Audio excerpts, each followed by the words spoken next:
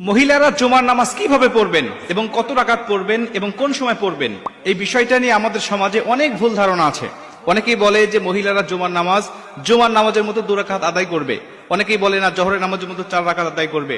আবার কেউ কেউ বলেন যে মহিলারা জুমার নামাজ পড়বে, কিন্তু জুমার নামাজ যখন মসজিদে হবে, এই মসজিদের নামাজ শেষ না হওয়া পর্যন্ত তারা বাড়িতে নামাজ পড়তে পারবে না।